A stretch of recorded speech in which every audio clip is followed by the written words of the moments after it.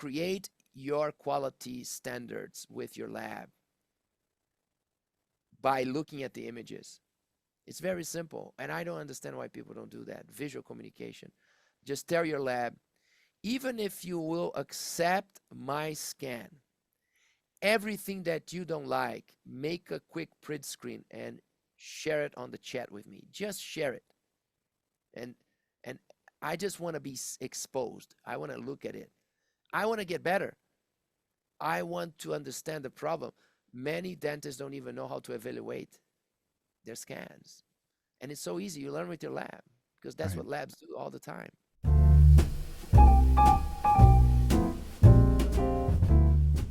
3, 2, 1, and we are back with Coffee Break with Coachman, with me, Christian Coachman, and my dear friend, Kirk.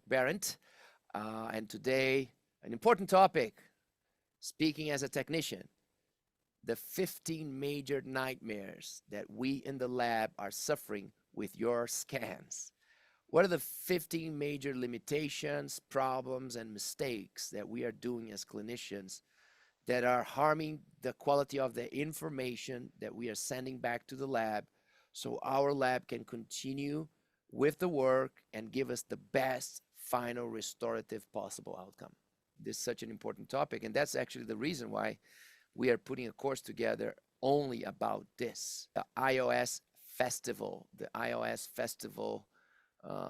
DSD team, myself, of course, with the Anini brothers that are among the best digital experts in the world. They have a digital practice that runs completely digital. They have 2 books that I was a co-author of one and wrote the preface of the other one called Digital Revolution. And they are lecturing about digital workflows all over the world. They have a very pragmatic, realistic approach to digital solutions, and we are getting together and creating this festival about scanners, where we're going to discuss all different brands, comparisons, pros and cons, limitations, how to overcome them, strategies, workflows, in a very pragmatic, realistic way. 2 days in Modena, Italy, 100% focused on scanners. So we're not going to deviate to other topics. That's the key.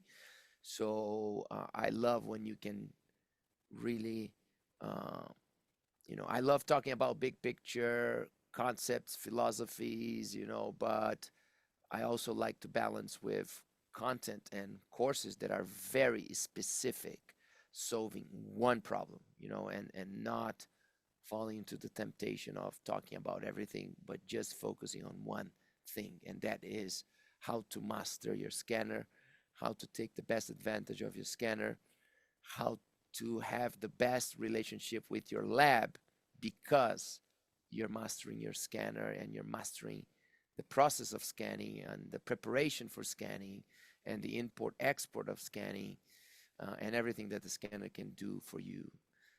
So I believe that this is a key aspect of becoming a modern dentist, right?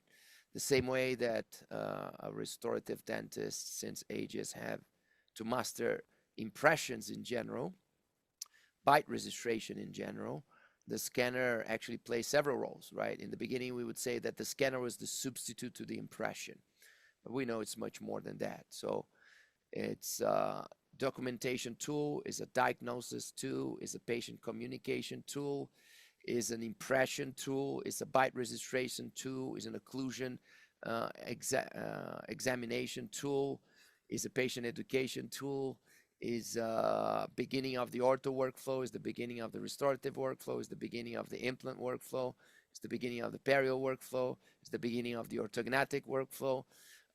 So the scanner is all of that, right? So mastering the scanner means that you are mastering all these initial steps of all these workflows. And the same way we would say that the quality of the impression would dictate the quality of the whole restorative workflow, the quality of mastering all the scanner tools will dictate the quality of all of these things that I just mentioned. So it's a must. Yeah. So, Christian, you mentioned the word gateway. And if you're a Mhm. dentist listening, you're thinking, oh my goodness, I just purchased a scanner. We're learning. So, it's an important tool, it's an ever evolving tool. Mhm. You're privy to a lot of information. These scanners are getting smaller, they're moving Mhm. faster, and we need a better ROI. So, help us Yep. through this. So companies are doing their job, doing their homework, investing on improving scanners. You know, you can compare with 5 years ago and already see a huge difference. And in the next 2 years, even a more drastic difference. It's going to become easier to scan. It's going to be faster to scan. It's going to be easier to connect the files with the rest of the files of the patient and create the patient avatar in a more automated way. It's going to be easier to access this information in the cloud. Everything is going to be cloud based, and you're going to be able to connect to the information from anywhere in the world. You're going to be able to improve your communication with your orthodontist, your periodontist through the information that the scanner will provide and automatically drop into everybody's phone. So you're going to be able to do asynchronous communication and visual communication better through the scanner. So it's exciting. It's exciting to see how the scanner is going to help us with challenging aspects of diagnostics, treatment planning, case acceptance, and clinical execution. But we still need to be a great dentist before that, right? Scanners will not do any magic in terms of fixing our mistakes. Right? We still need to know how to prep teeth very well, how to manipulate the tissue so we can see the margins, control the bleeding, control the saliva. We still need to be able to control the position of the teeth, to be able to make the ideal preps and scans.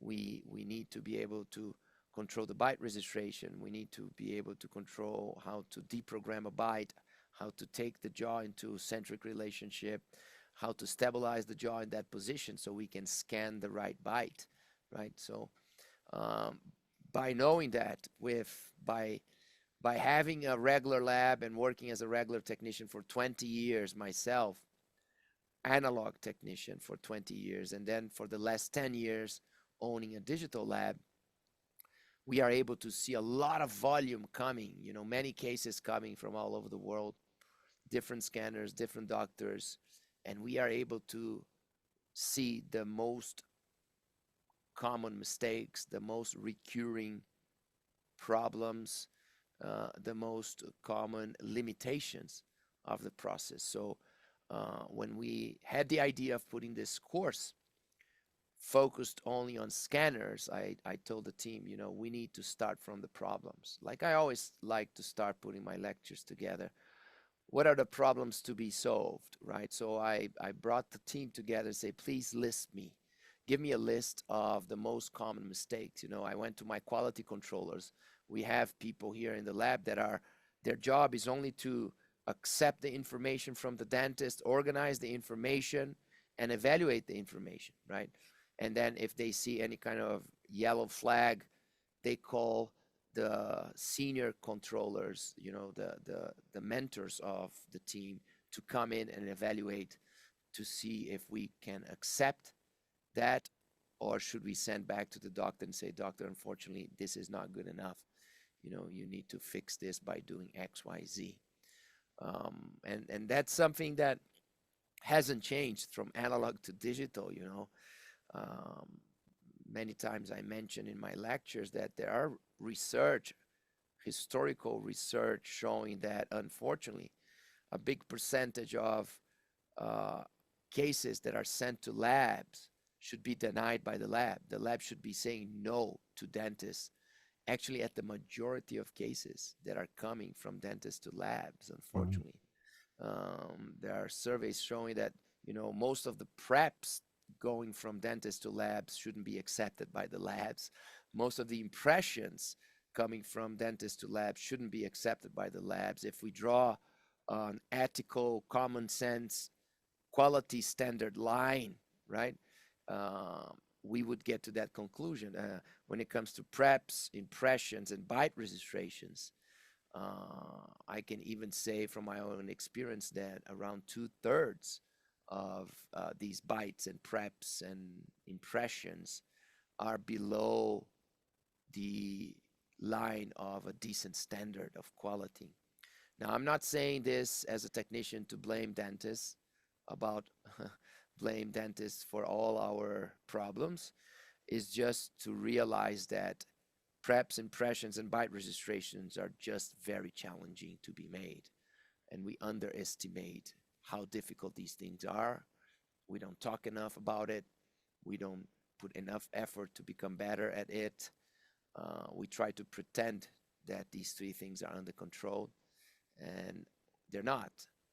The thing is that the human body is so amazing that usually at the end, when we deliver our work, the human body has an amazing capacity to adapt to our mistakes and limitations, and things tend to just work. If I'm saying that 2/3 of the cases shouldn't be accepted by the lab, at the end of the day, usually 2/3 of the cases end up working pretty well despite all these limitations. So it basically puts us on the comfort zone, right? My prep is not ideal, but it's gonna be fine. You know, the bite registration is not ideal, it's gonna be fine. Impression is not ideal, it's gonna be fine.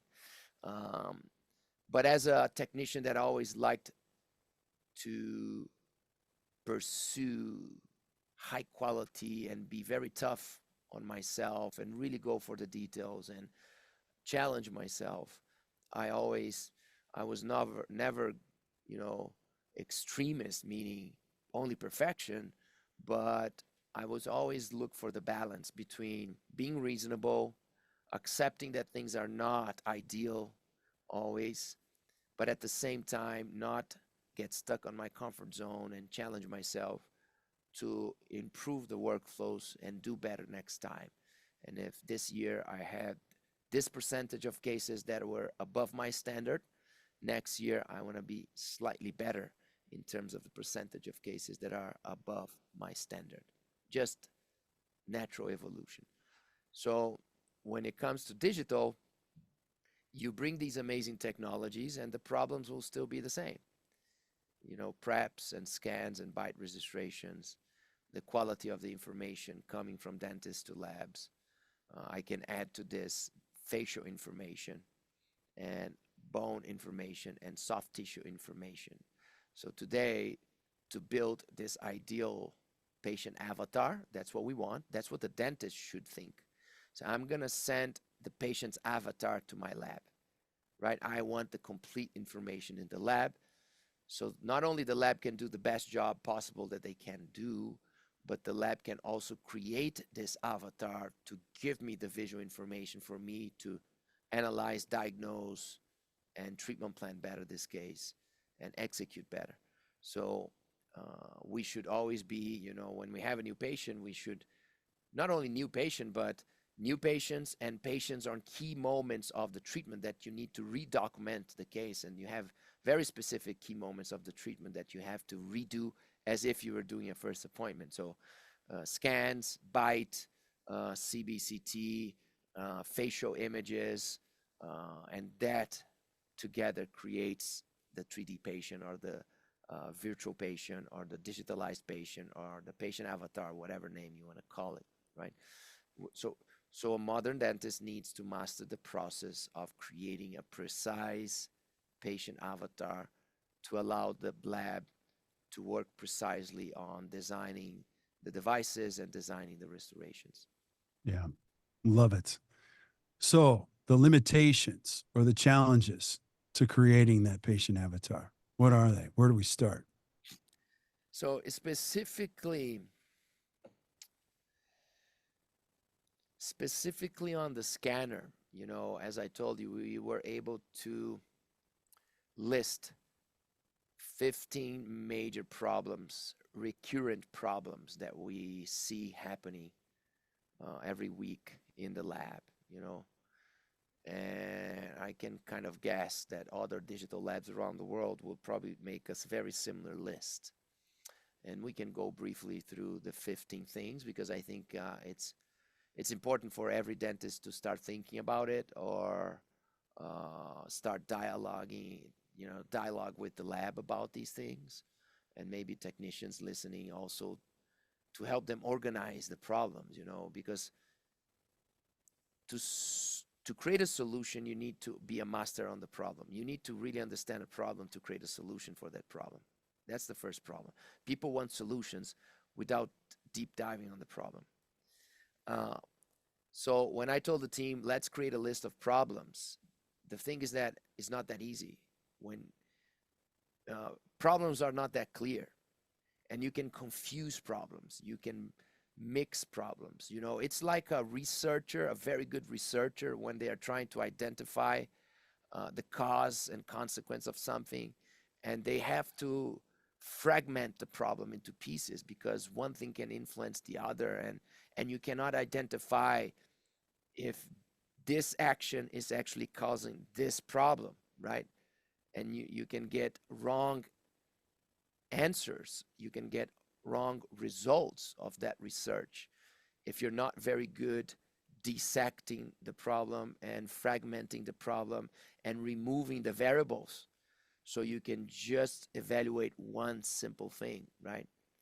So when I asked the team, please give me the main problems that you're facing with scans coming from dentists, everybody was all over talking about mixing and already talking about solutions. And I'm like, we are not here to talk about solutions.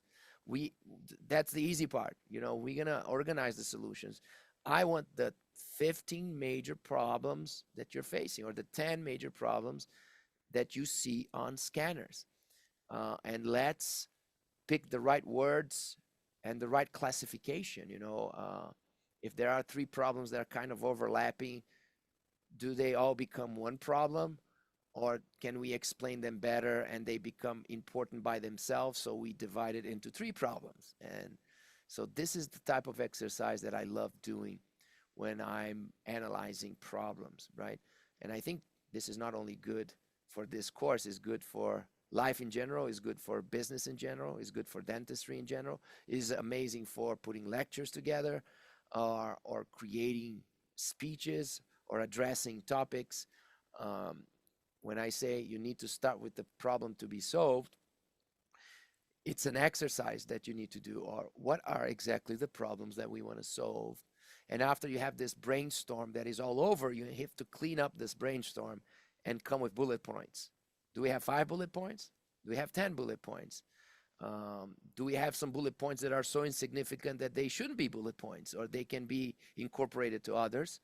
Or do we have a bullet point that is so big that should be break down into other 3 or 4 or 5 extra bullet points, and that's the beauty, because as you go to this exercise, not only you become a master on the problems, you start to realize, oh my God, I didn't realize that this problem is actually this. This is the problem, right? My vision about the problem was kind of blurry. Now the problem is so clear that we can start organizing the solutions. We can actually start seeing if we do have a solution for those problems. And we realize that from the 15 problems, some problems we didn't even have a solution for it. But that's amazing to actually get to that conclusion, right? That some problems you have a clear solution, some problems we have a partial solution, some problems there's no clear solution.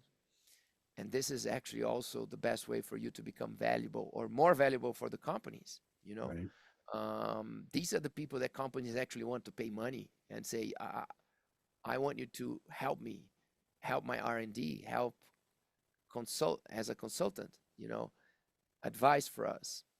So it's good for you, it's good for your business, it's good for becoming more valuable for other companies to do this exercise of what are the problems to be solved. Yeah. I love what you're saying. Totally picking up what you're putting down. We always say every business exists to solve a problem. The second one, you nailed it, is identifying really what the real problem is. And then the third thing we found it is when you solve the biggest problem, some of the other little problems go away. Yep. Yeah. Because sometimes you see the team find, no, this is a problem. This is a big problem. And the other person, but this is also a problem. But then as you brainstorm and you clarify, you actually see that maybe three of the problems that we are discussing, they are all coming because of one problem that comes before that, that the real problem is this other one, not the one we were discussing. And if you find a solution for that real problem, the other three problems will naturally dissolve or disappear, right? Or be minimized in a way that becomes insignificant. So again, brainstorming about what are the real problems of my life, what are the real problems of my practice, what are the real problems of my management, what are the real problems of my marketing, what are the real problems of my communication strategies, what are the real problems of case acceptance that I have, what are the real problems that I have when doing veneers, what are the real problems that I have when working with my lab, and doing the brainstorm, writing down the bullet points, and then working on them until they become very polished, very clear, and straight to the point. So you can then, only then, sit down and say, okay, let's start working on the solutions now. Well, let's go now. When you organize this, did you do them in order of importance or has it evolved? I probably will, but I told you this is completely fresh out of the oven. I just finished this list a few hours ago. Mm-hmm. When you were saying, Christian, we need a topic to discuss today, I said, look, I just finished working with this. And we say, let's talk about it. Let's do it. I don't think there is, if you work very well on the problems and you come down to really significant problems, they usually they don't necessarily have an order of importance. On our case here, talking about intraoral scanners, these are just problems that are directly harming the quality of the work if we continue with the work the way it is. They're going to harm the outcome, right? Right. So if you want, we can go through the list. Let's do it.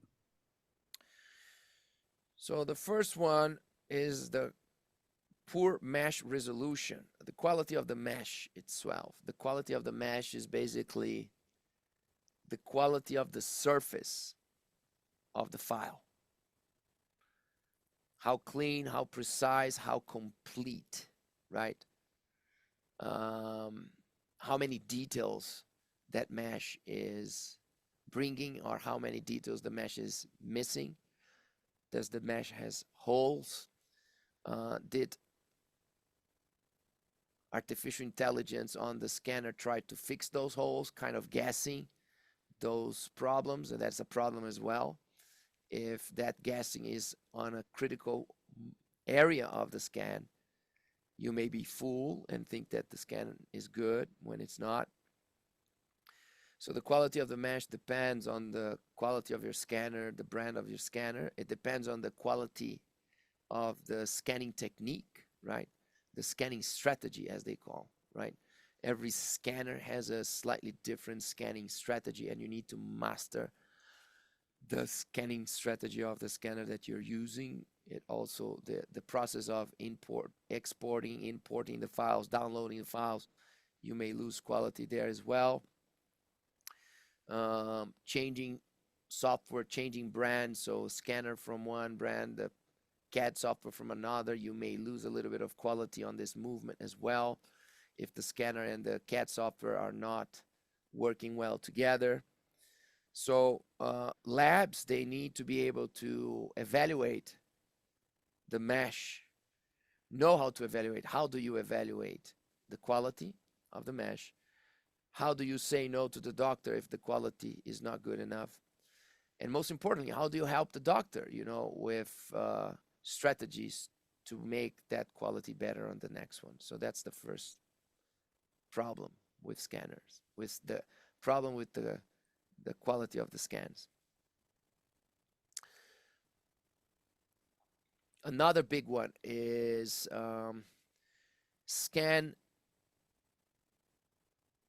distortion interproximally. This is very common on veneers, on preps that are touching each other, or teeth that are touching each other. They call it bridging as well.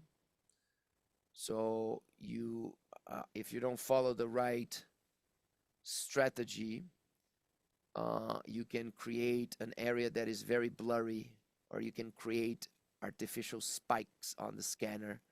And as you zoom in, you see that this is completely not realistic. It's something that the software created. If you don't carefully separate the teeth, slightly to create the finishing lines very visible. This is also happening on the junction between the prep and the gum. And you have areas that you have those spikes that you don't see where is prep, where is gingiva. And this is something that it makes no sense. It makes really no sense for a lab be seeing this and the dentist didn't see this before. Because this is something that the dentist needs to see chairside before sending the file. So if you give yourself a few minutes to analyze your scan before you send to the lab, you will identify, because it's the same file, right? So understanding how to visualize the files and evaluate the files chairside, because this is the golden moment where you still have the patient there that you can rescan that area, right? So not pretending that you don't see those limitations, even though you're tired, the patient is tired.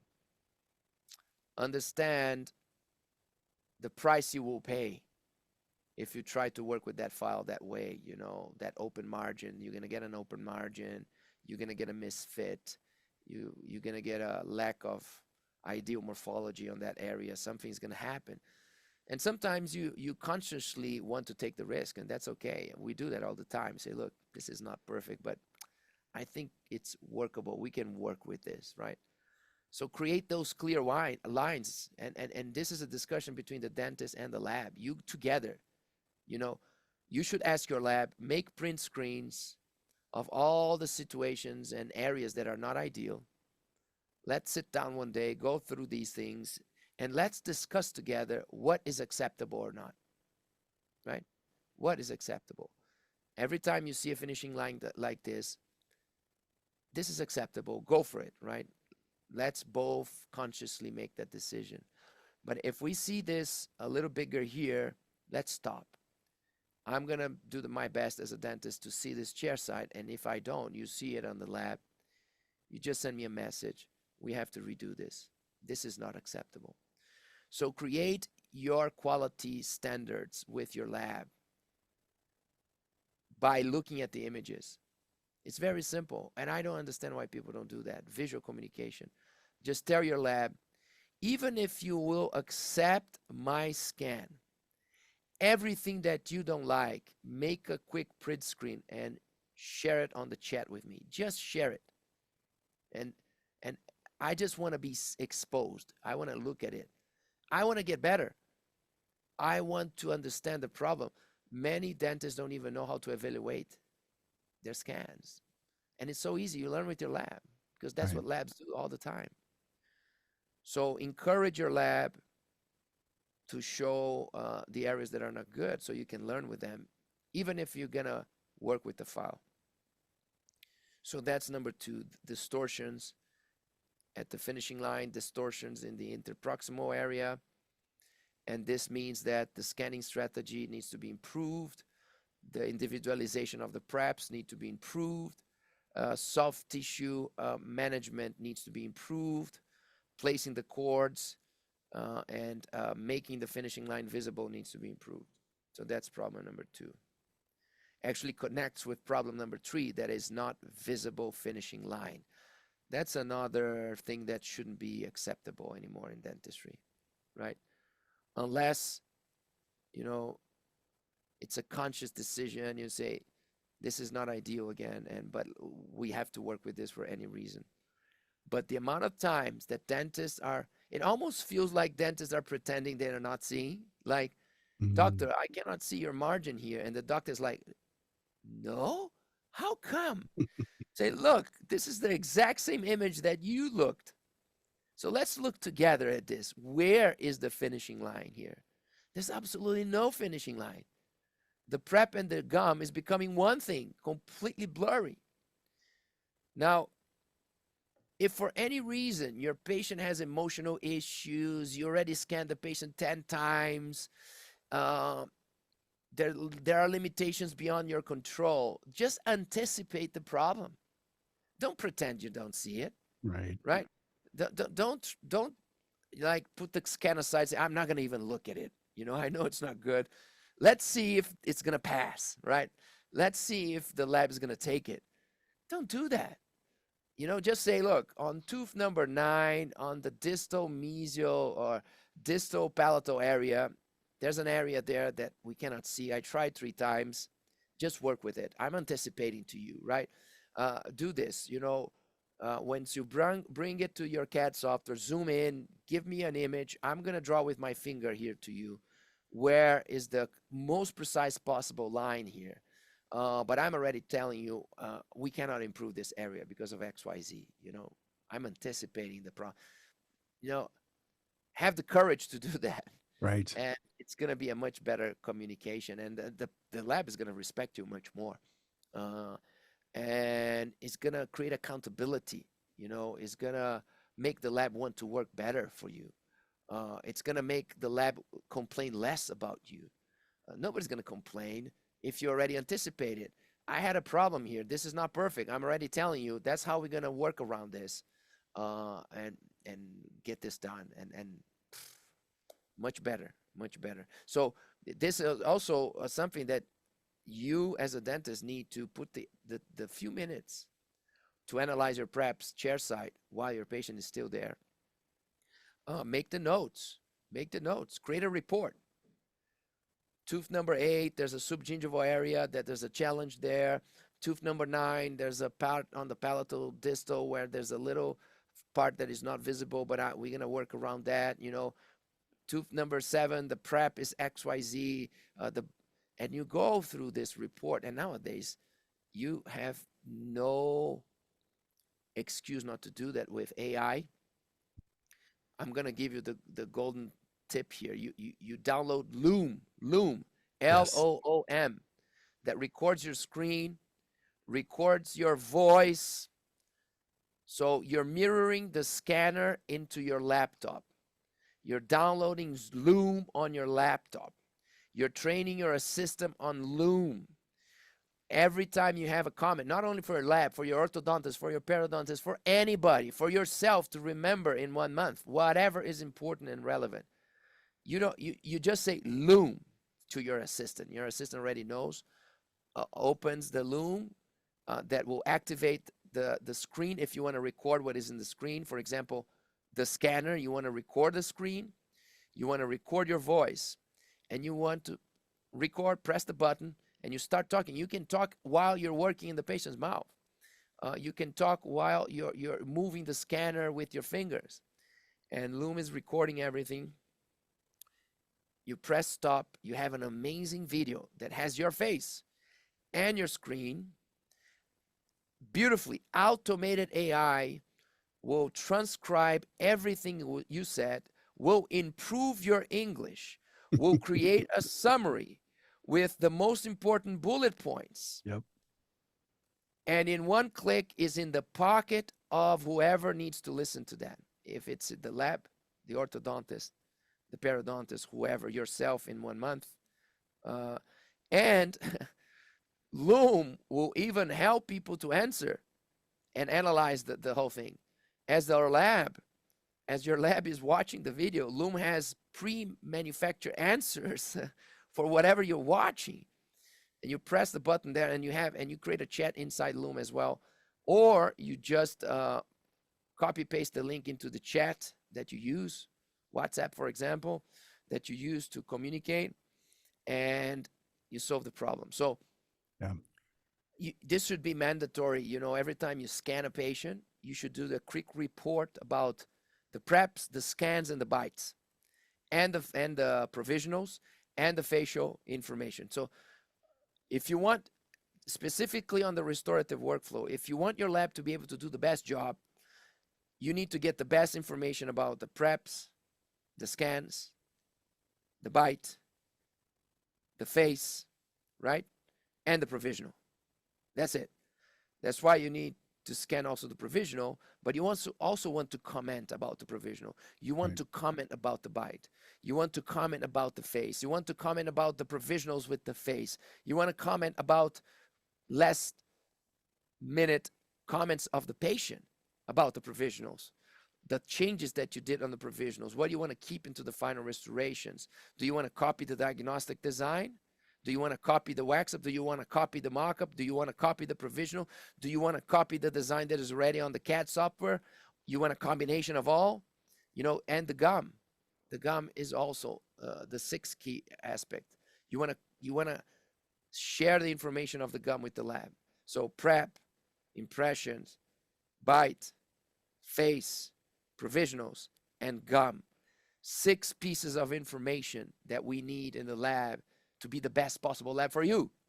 To become the best lab for you, we need these 6 pieces of information. Not only we need the information, even better, if you're sending the information with quick comments about possible challenges, limitations, how do you see to overcome, how do you want us to make the best out of the information. So this should be mandatory for a modern lab. This should be mandatory for a modern dentist to do. So Yeah. I We don't know use if we yeah, use Loom every day. I use it 5 times a day. Even yeah, I love that. I even send it as an email. I used to type emails. Now I just shoot a video and send it. exactly, exactly. That's it. That's the modern way of communication. And if you see that first, if you want to speak about something and you want the best copywriter communicator to make you sound perfect, that is AI. That is Loom or other tools like that, right? So it's like having a copywriter, a marketeer, and a communicator, and an engineer, and a systems expert, project manager expert with you, taking what you said and say, this is the best way to explain it. Right. So, and then if you put on top of that, if you think about what you're trying to communicate and you ask yourself, can I explain better with images? Yes, many times, yes, you can. So let me connect my computer, let me connect the pictures, let me connect the images, my scanner, my software, whatever, wherever, my management software images that I have, the x-rays, whatever that you have in terms of image, you bring it to the screen and you're talking to the screen. And Loom is putting everything together. So if you're a dentist and you're not using Loom still, you should start tomorrow because it's so easy. And Yes. this is actually one of the things that we teach on our courses as well, on how to use these tools powered by AI to become more efficient daily, to waste less time and be more efficient communication wise, create more efficient communication. Love Anyway, it. back to scanners. Number 4. Number 4, 5, 4 and 5. 4 is sharp angles. So we struggle with sharp angles, meaning preps that the doctor didn't see or pretended didn't see that there was a sharp angle there. That is not good. It's not good for restorations in general to have a sharp angle on the prep, but it's even worse for CAD/CAM restorations because of the milling strategy. So we want to make sure that the inside of the prep is smooth without sharp angles. And chair side, again, you can see that, right? We still identify too many sharp angles as we get here in the lab. And most of the times, we don't want to ask the dentist to reschedule the patient just because of a few sharp angles. So what we do is usually we create some spacing there that usually makes the restoration a little bit thinner on that area. Many times it's not a big deal.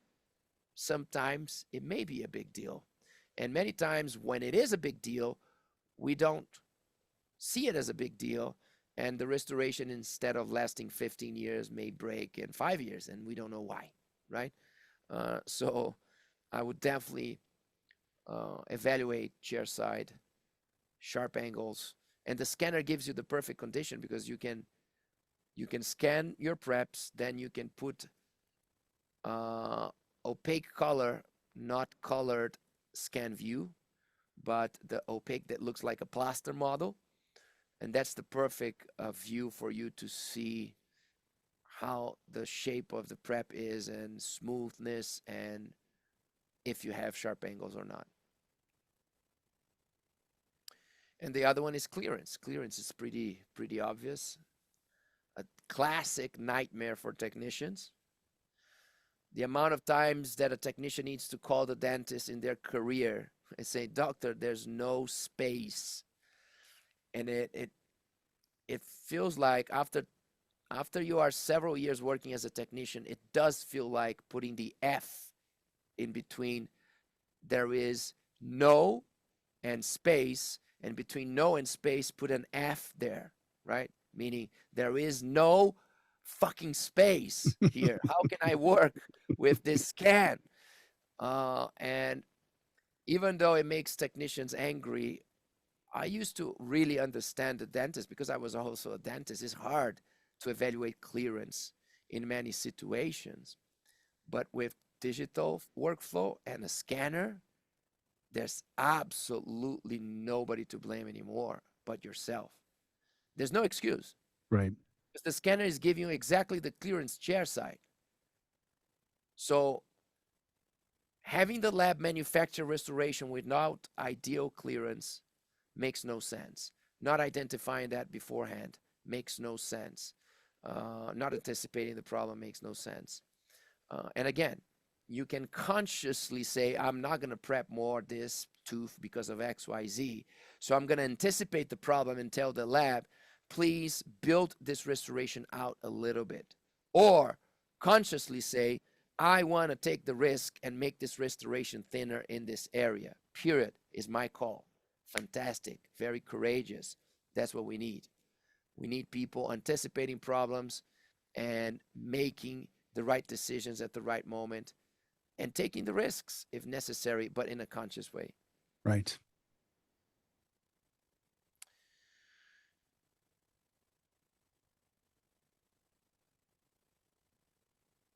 The other one, prep margins design. This is a tough one to manage without digital. This was a classic problem since always because it's impossible for the dentist when they're prepping a teeth, when they're prepping a tooth, to actually visualize exactly where the finishing line should be to allow the perfect emergence profile, to allow the restoration to have the design that we pre-approved. So there's a direct link between finishing line position and restoration design. The challenge is that we approved the design before the preps, right? With the diagnostic wax up or with the mock-up or with the digital design. So we have a design that we approve. We have the design that the patient approved. We have the design that we want. Now we want the prep to allow that design. So the prep needs to be guided by the design. And the finishing line position needs to be placed to allow the emergence profile to allow the design. Now, this was a huge challenge since ever because it was a big guess and you needed a lot of visual experience. You know, the dentist needed to have the 3D design in their brain and kind of, as they were prepping, try to envision the design over that prep in their brain and try to guess where the finishing line should be. So many times we would only be able to see that limitation in the lab. Now today, with the digital workflow, we can see that in advance. We can simulate the prep, we can overlap with the design, we can simulate on the software where the finishing line should be. So when you're prepping, you can be looking at these images in front of you to guide your preps. And then some scanners even allow you to overlap the design as you're prepping with transparency. So you're looking at the computer, you're looking at the screen of your scanner, and you can see your prep, your finishing line, and the future design already with transparency on top, showing you exactly where the problem is, allowing you to immediately go back to the mouth and change the finishing line looking at the 3D image of the design in transparency over the prep. So this is the perfect world. So nowadays it makes no sense for the dentist not to leverage these tools to make sure that the finishing line of your prep is ideally positioned to allow us to design the restoration that you want, the restoration that your patient wants, right? So this is problem number 6. Love it. Number 7. Number 7, another classic one, undercuts, path of insertion. Man, oh man, the amount of preps that we get that have undercuts and no path of insertion, it's still too big. And unfortunately, to get mad to dentists again, there's no excuse. Because the scanner screen is there for you to look at it, and some scanners even give you the colors. Like, it's almost like having an alarm. The scanner like, bang, bang, bang. Don't send this to the lab. There's an undercut here, doctor. Look at this, right? Orange towards red is an undercut. So we get too many preps with undercuts. And of course, as you know, if there is an undercut, we will either have extra spacing that will weaken the restoration, or many times the problem is that the undercut is close to the margin. So it means that if we manufacture the restoration will have a big open margin on that area, right? Creating leakage or creating a weak spot when it comes to longevity. Many times you're gonna make a bridge not fit at all, not be able to go in. If you're having 2 teeth that you're combining into a 3-unit bridge, you need to have path of insertion combined between the 2 preparation, in between the 2 abutments. So you need to be able to evaluate the 2 preps or the 2 abutments in one image and ask the software to tell you, if I'm gonna splint this one to this one, show me if there's undercuts here, right? So working as a surveyor on the old days to create the removable prosthesis, that you would place the model on that surveyor machine that had a vertical metal pin that would draw the model and show you the tooth equator, the equator of the tooth, showing everything that is north expulsive, everything that is south is retentive. It's an undercut. So the beauty is that scanners can work as surveyors and analyze your prep and show you where the undercuts are. So you can go back to the mouth, the patient is still there, and fix them. So it makes no sense to send preps that have undercuts to labs today. And still today, we get too many preps that have undercuts. Too many. It makes no sense. My question is why? Why do you do this? Why do this, right? Why take this risk? The patient is right in front of you. The scanner screen is right in front of you. It takes 1 minute to make that evaluation. It takes a few more minutes for you to go back to the mouth and retouch those areas. And it takes a few more minutes to rescan those areas and stitch the information, solve the problem. So let's work together and make this a problem of the past. Right. Number 8. 8th problem we get from scans is that we don't get the ideal soft tissue information, the gingiva.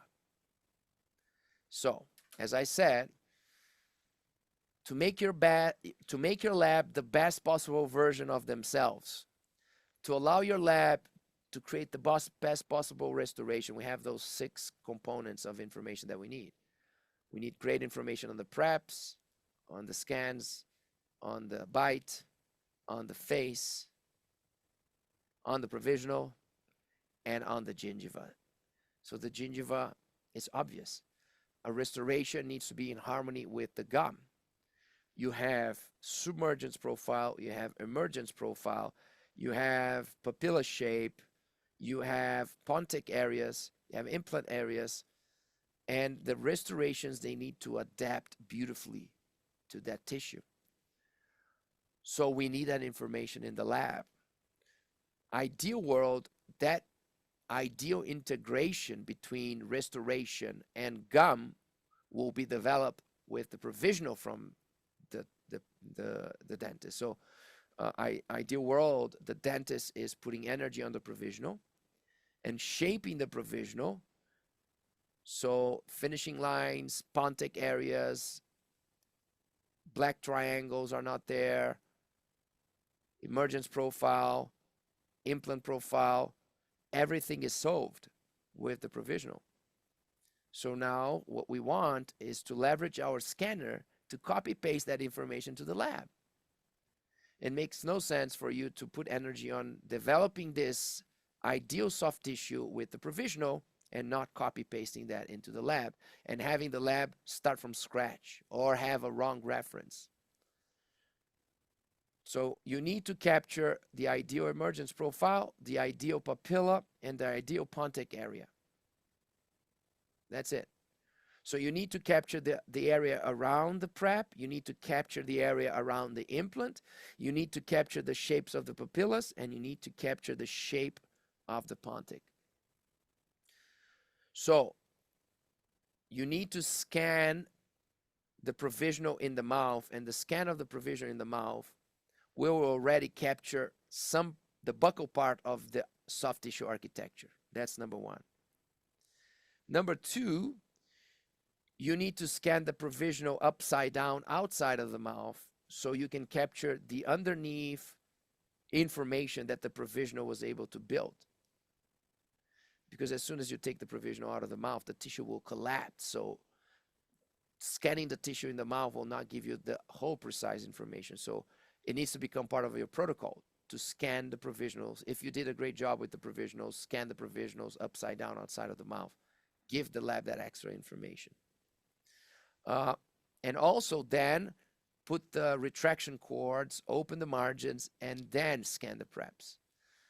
When you put the retraction cords, you remove the provisional, the pontic area is collapsing, the implant area tissue is collapsing, emergence profile area is changing, you're putting the cords, you're retracting the gum, you're changing the shape of the papilla.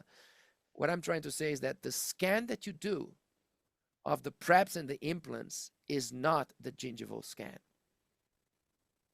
The gingiva is completely distorted there. That's the prep and implant scan. So you need to do this other scan with the gingiva so we in the lab can use that information to design the restorations in harmony with the gingiva. So that's number 8. Number 9. Oh, that's the famous one. The bite. The bite. Wrong jaw relationship. Wrong bite. Do you want to take a breath before this one? Because this is the one that makes you crazy the most. They all do, but this one this is a tough one because it means that in the lab we're gonna design a full arch. We're gonna put all the energy scoping that full arch, adjusting that full arch, working with the digital articulator, adjusting excursive movements, protrusion, canine guidance. We're gonna then manufacture these damn restorations, you know. We're gonna adjust them. We're gonna make them look beautiful. We're gonna layer them, stain and glaze. We're gonna polish them. You know, the occlusion will be beautiful. We're gonna stain. We're gonna make them look natural. We're gonna put them in a beautiful box and send it to the dentist. And then you put it in the mouth, and the bite is off. And then you have two choices. One, destroy completely the occlusal surface and try to save the day by being a hero there and and then destroying the glaze, destroying the surface, trying to polish chair side, destroying the longevity of the restorations because you're increasing the chances of cracks and fractures because you're inserting fracture lines inside the materials. But you're still kind of nice to the lab because you're saving the whole mess by yourself. Or you're going to send back everything to the lab and say the bite is off. And we're going to say, but that's the bite you gave us. So that's the reason why it's important for us to balance the bite on the provisional phase, because then you can scan the bite with the provisionals as well on bigger cases, right? Uh, you also want to master the process of deprogramming the bite and registering the centric relationship if you're going to open the vertical dimension. You also need to master the process of registering the bite on edentulous patients, because if it's wrong, it's even worse, because the whole surgical planning and restorative planning can be off. So mastering how to find the ideal jaw relationship and how to register the ideal jaw relationship. How to find and how to register is not easy, but it's key if you're doing full mouth cases, right? And it's key that you then use the scanner properly when scanning the bite, and you cross-check this by scanning the bite with the provisional as well, right? And then on the lab side, what is nice is that we can use some software tools that can help us identify if the bite is off and help us bring the models better together. So we can use software to actually create a better intercuspation between the jaws, right? Mount the models better. In the old days, that's what every experienced technician would do, right? We would get the models from the dentist. We would get that bite from the dentist. Many times the bite was distorted. We would try to mount, and then we would mount them using the bite from the doctor. And once we would close the models, it was off. It was like intuitively you could see, or from experience you could say, this looks not good, right? So many times what we would do, not to bother the dentist, we would take the models out and we would put the models together hand-free and try to find what is the best intercuspation for those models. Many times you would have a very clear intercuspation, and then we will remount the models like that, and many times that would be safer. So we have software that can do that as well. So that's something that every digital lab should have. But mastering the process of finding the bite, finding the jaw relationship, and registering the jaw relationship is key. And then learning how to leverage your scanner to scan those bites. And if you're not confident enough with that jaw relationship, create simple test drives, functional test drives. If it's a night guard, a bite splint, to test drive that relationship. If it's some printed tabletops to test drive that relationship before you get into irreversible procedures. If it's a denture, printed cheap denture, just to test drive that relationship before getting into major planning, major manufacturing, and major execution. Love it. Number 10. Number 10. Oh, I already mentioned it's no provisional info, no scans and pictures of the provisional. I'm repeating this because this needs to become a key part of the workflow. You have to scan the provisionals, and you have to take the facial pictures with the provisionals. Dentists may say, but my provisional is not good. I did a provisional quickly. Don't take my provisional as a reference. Use the previous design as a reference. Say, doctor, that's not the point. We don't want your provisionals just to follow your provisionals on the design. We want your provisionals because the picture of your provisional and the scan of your provisional will allow us to stitch together all the rest of the information. So with the facial picture of your provisional smiling, the patient smiling with the provisional, it will allow us to match the upper scan of your provisional to that picture. The upper scan of your provisional will have enough information that will allow us to overlap the scan of the preps in a much more precise way. And since the provisional scan has the perfect intercuspation with the lower in the bite registration, we will be able to have the prep scan in the ideal jaw relationship with the antagonist. That's how we stitch the information. Sometimes we don't need to use it Many times we do need to use this information. And so don't even think, just give the lab the information and allow the lab to stitch the information better together. Love it. Number 11. Number 11.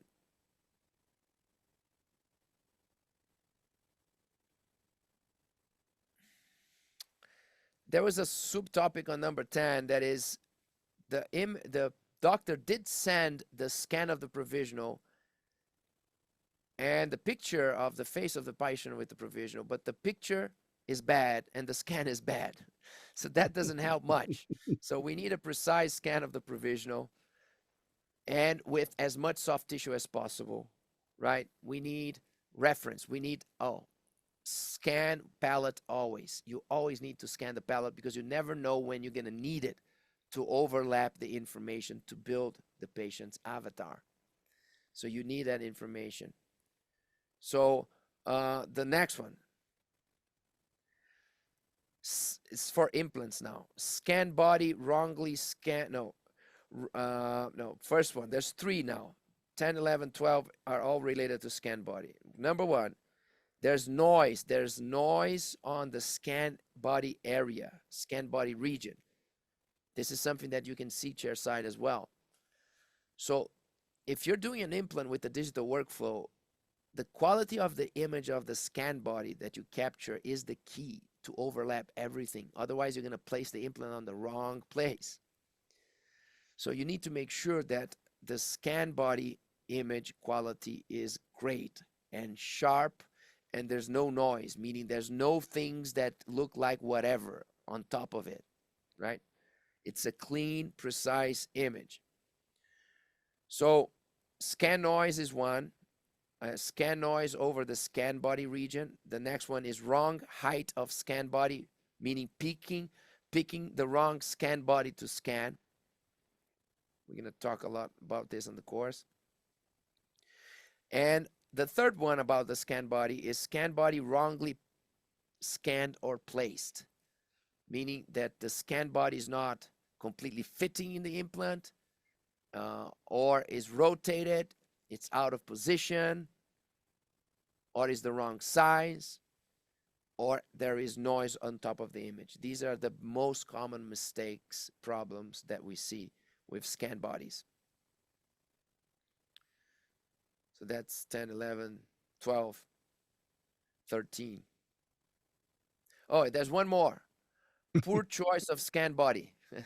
Okay. So you need to learn from your lab what it means, a good choice of scan body, or learn from the companies or from the lab or from experienced digital clinicians what it means to choose the right scan body and what it means a poor choice of scan body. There's even different brands, different situations, different scenarios, and you need to understand that because that will dictate the quality of the whole work over implants if you do digital. And the final one, full arch scan distortion. So no passive fit on the restoration or on the passive fit test.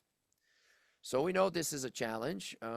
We know that this is a big topic on scanning. This is the ultimate challenge to be overcome in scanning situations, right? Scanning a full implant arch and having precision to fit milled restoration with passive fit. So that's a real problem, but we have different great solutions for this today that makes us be able to scan any scenario, any situation, and do it fully digital. We don't need to do the old school analog high precision impressions of full arch implants. And this is amazing because these high precision impressions in the analog world were a nightmare. They were crazy, insane techniques to try to transfer the precise position of the implants to the lab. And so many things could go wrong that being able to scan multiple implants with precision is huge. And today you can. There's different strategies for it, and we're going to show it in the course. Love These are the it. 15 So nightmares for labs regarding scans. yeah, I have so many questions, and I know we don't have time for everything, but Christian, percentage wise, how many team members do the scans versus dentists? Just from your guess, would you guess? Because if I'm a dentist listening, it's a lot. Mhm. But what's amazing is when you can teach a team member to do this. Um, so depend on what scan. So let's divide between. Actually, we're gonna talk about scans in 6 levels in the course that will answer your question. Scan level 1 is scan for diagnosis, communication, and ortho workflows. Is basically the diagnostic model. Of course, much more simple. Then you have the scans for partial implants. Then you have the scans for hybrid cases, implants and teeth, a little bit more complex combination. Then you have the scans for big veneer cases. That's level 4. Then you have the scans for full mouth rehabilitation. That's level 5, extra challenges. And then you have the scans for full mouth implants, extra layer of challenges, level 6. And level 7, scans for removable, different challenges, different strategies. So you have basically 7 reasons to scan, 7 scenarios that require 7 different strategies and 7 different workflows. So I would say that level 1, diagnostic models, communication and ortho models, almost 100% dentists are not doing, just the team is doing those scans, right? First appointment scans, hygiene appointment scans, ortho appointment scans. Um, you should save time and just train your team to do that. Partial implant scans is the second easiest one because you don't have preps, you don't have finishing lines, you don't have gum covering the margins, you don't have to work with the gum around the preps. So it's definitely something that an assistant can do and should be doing. I don't know the number exactly, but probably 1/3 of dentists are actually exploring that already, and they should explore more. Right. Now you get level 3 and 4 and 5 are scanning preps over teeth. It's a little bit more complicated. You need to understand what you're seeing and the prep and where is high definition, but everything is purely technical. There's absolutely nothing here that you cannot train an assistant to do. And if the assistant is more careful and the assistant takes better care of the process and the assistant can handle better the patient on that moment, the assistant will be scanning much better than the dentist. Agree. Period. And then you have the full implant, level 6. This is a little bit more tricky because you're scanning the soft tissues around and you're covering the vestibule, and you're trying to move the tissues to get the information. But again, if you train somebody to do it, whoever is doing the most will do the best. Yeah. Whoever is doing the most will do the best. There's absolutely nothing on none of the 7 levels of scanning that you say you need to be a dentist to understand how to do it. Nothing. Nothing about the scanning process that a dentist should know. That Yeah. it should be done by a dentist because the dentist knows something that hygienist or assistants or a technician wouldn't know. Yeah. Now you're going to take these 15 problems and during your festival today, talk about countermeasures or solutions to all of them, correct? Yeah, so that's the reason for the course. That's the why of the course. Right. You have these 15 problems, and we're gonna show how to overcome them Yeah. or minimize the chances of problems. Yeah. Talk about the vision of this course just a little bit more.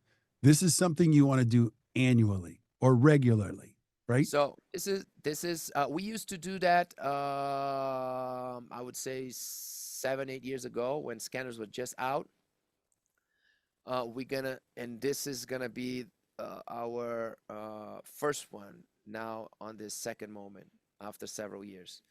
And we want to do this annually. Every year, doctors coming from all over the world. We're going to have all the major brands. We're going to have major experts on each brand to take the best out of each brand, each model, so we can have a very good comparison, brainstorm, discussion. I'm going to work as a moderator on these discussions. We're going to have a survey at the beginning where we're going to be able to evaluate the level that each participant is.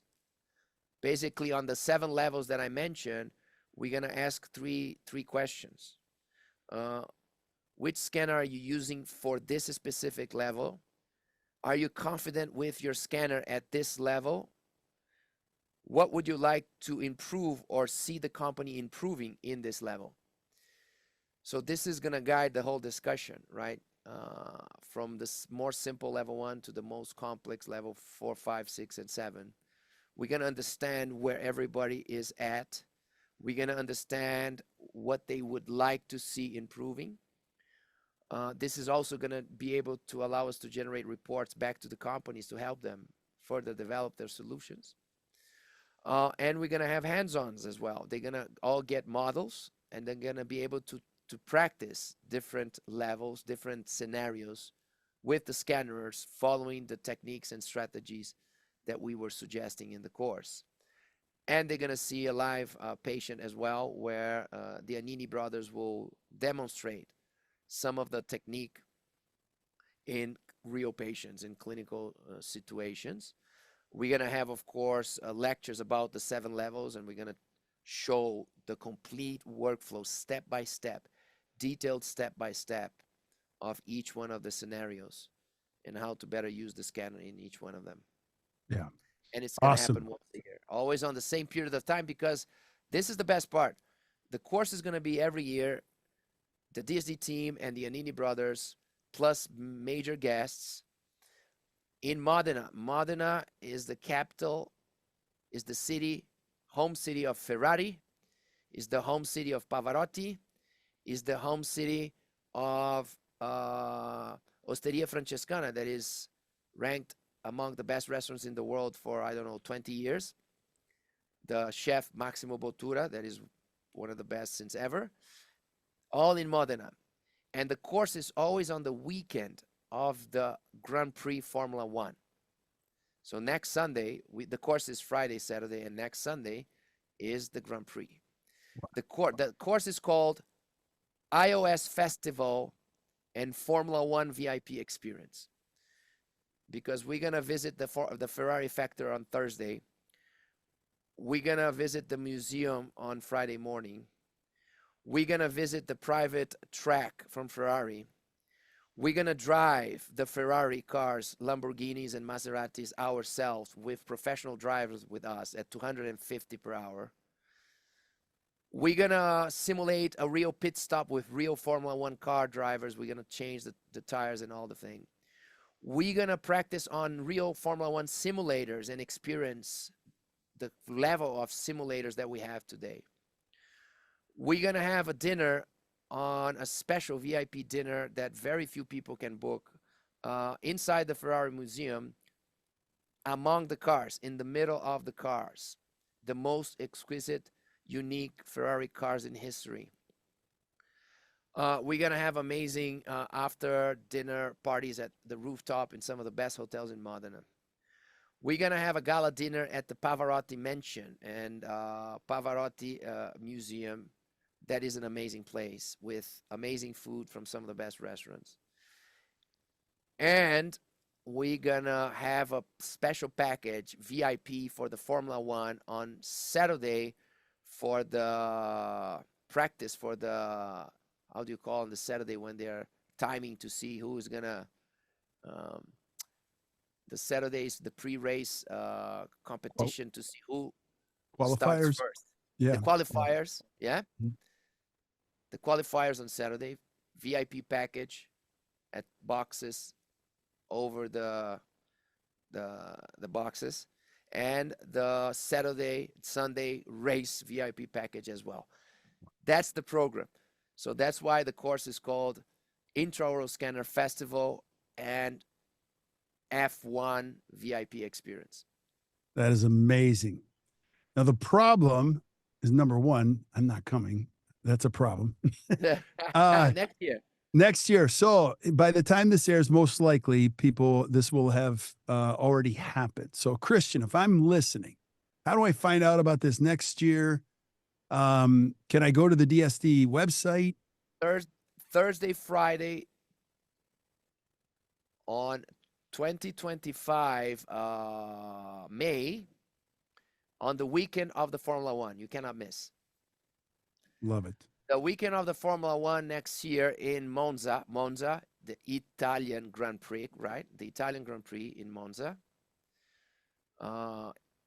That's the weekend where the course is going to happen, always on the same weekend. It's an amazing opportunity. I think you have to go if you're listening. Why wouldn't you go? So, Christian, thank you so much.